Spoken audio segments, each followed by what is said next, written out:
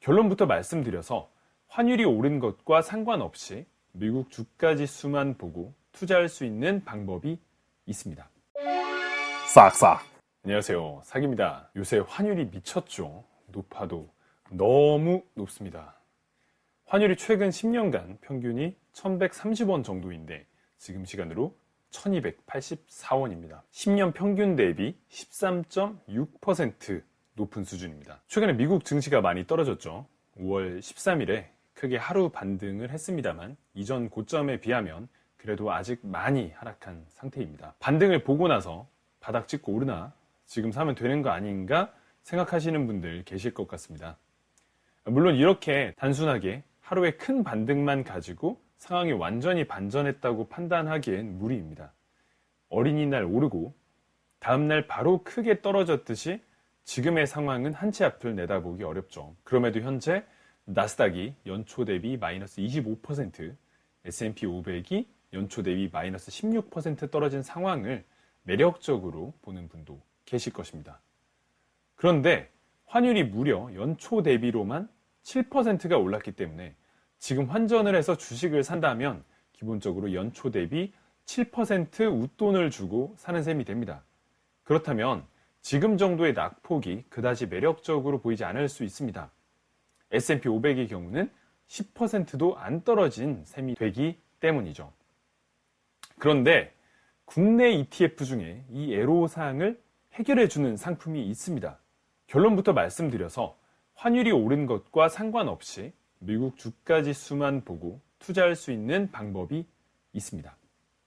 국내 ETF 중에 코덱스 미국 나스닥 100 선물, 코덱스 미국 S&P 500 선물, 타이거 미국 S&P 500 선물 H와 같은 상품을 통해서 나스닥과 S&P 500에 투자할 수 있는데요. 여기서 맨 뒤에 H라는 표시가 환해지가 되는 상품이라는 뜻입니다. 쉽게 말해 우리가 미국 주가 지수에 투자한다고 했을 때 환율을 고려하지 않고 원화를 달러랑 똑같이 생각하고 투자할 수 있다는 겁니다. 어떻게 이런 게 가능하냐고요. 이 ETF는 통화 관련 파생 상품을 통해 환율에 대한 효과를 상쇄시키는 환해지를 하는 상품이기 때문입니다. 흔히 국내 미국 주식 ETF로 많이 언급되는 타이거 미국 나스닥 100, 타이거 미국 S&P 500 이런 상품들은 환노출형 상품이라고 불리는데요. 요새 같은 장에서는 환율이 오른 덕에 미국 증시가 많이 하락했을지라도 환율 덕에 손실을 덜 봤을 상품입니다. 일반적으로 우리가 미국 주식 투자할 때 달러 자산을 통해 얻는 이점이기도 하죠. 하지만 지금과 같은 상황에서 저가 매수를 노린다면 오히려 이 점이 매수하기엔 부담으로 작용하게 되는 겁니다. 실제로 나스닥이 마이너스 30% 폭락을 했어도 환율로 인한 이득으로 덜 내려갔기 때문이죠. 게다가 일반적으로 많은 사람들이 선호하는 QQQ와 같은 상품을 사는 것도 마찬가지로 높은 환율 탓에 환전이 부담이기 때문에 망설이는 분들 많으실 겁니다. 그렇게 이럴 때는 바로 이런 환해지 상품이 이 애로사항을 해결해 주는 것이죠. 실제로 저도 최근에 코덱스 미국 나스닥 100 선물 H, 코덱스 미국 S&P 선물 H 이 두 상품을 매수를 조금 했는데요. 아무래도 낙폭이 적은 편은 아니기 때문입니다. 보시다시피 환해지가 되는 상품과 환위험 노출 상품의 낙폭을 비교해보면 이렇습니다. 이름은 환위험인데 아이러니하게 환율 변화를 반영하고 있기 때문에 덜 떨어진 모습을 보여주고 있죠. 제가 미국 주식 투자할 때 달러 자산에 투자하는 것이기 때문에 위기 상황일 때 환율이 일반적으로 오르기 때문에 수비력이 좋다라고 말하는 부분과 일맥상통하는 상황입니다.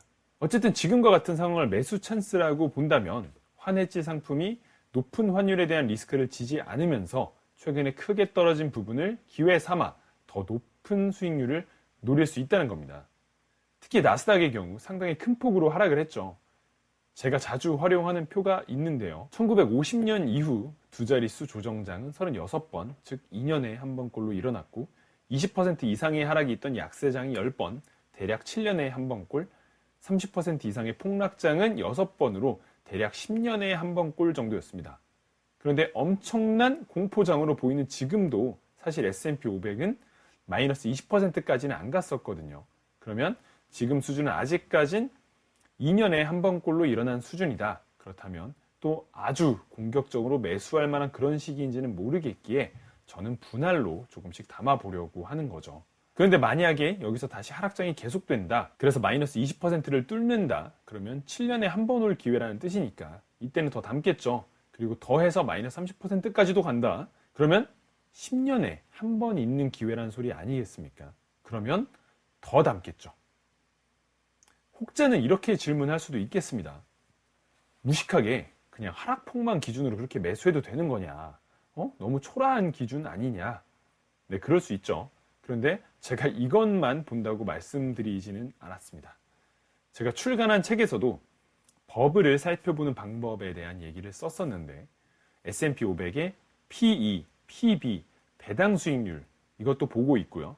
법비 지표도 보고, 장단기 금리차도 보고, 10년물 채권 수익률과 주식의 이익 수익률을 비교하는 비어 같은 지표도 보고 있습니다. 그리고 S&P 500의 PS도 함께 살펴보고 있죠. 이런 모든 것을 종합한 관점에서는 사실 더 떨어져도 이상할 것은 없다. 그리고 얼마나 떨어질지도 알 수가 없죠. 닷컴 버블 때 나스닥이 거의 마이너스 80%까지 떨어졌고, 세계 금융위기 때 나스닥이 거의 마이너스 50% 떨어졌습니다. 지금도 PB나 버핏 지표 같은 몇몇 지표 차원에서는 이런 일이 일어나도 이상하지 않습니다. 그럼에도 가장 중요할 수도 있는 기업의 이익 대비 가격을 보는 PE 관점에서는 평균치 수준으로 회귀하고 있습니다. 게다가 분명 지금도 낙폭이 작은 편은 아니기 때문에 적당히 매수하겠다는 판단을 할 수 있다고 보는 거죠. 이런 경우 오늘 소개해드린 국내의 환해지된 ETF를 활용하면 과대 낙폭을 기회 삼아 줍줍할 수 있다. 오늘은 이렇게 팁을 드리도록 하겠습니다.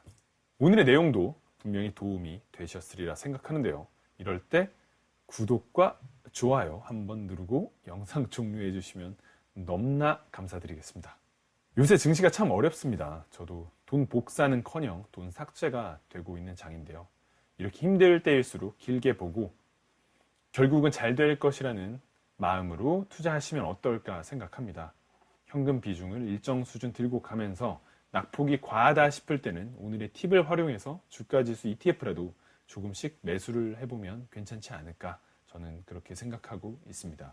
금리 상승기라 주식에게 좋지 않을 시기지만 결국 또 사이클은 돌게 마련이고, 좋은 기업들을 들고 있다면 결국 좋은 수익을 내는 시기가 돌아올 것이라 생각합니다. 다들 힘내시고 성투하시길 바라겠습니다. 그럼 다음에 뵙겠습니다. 싹싹.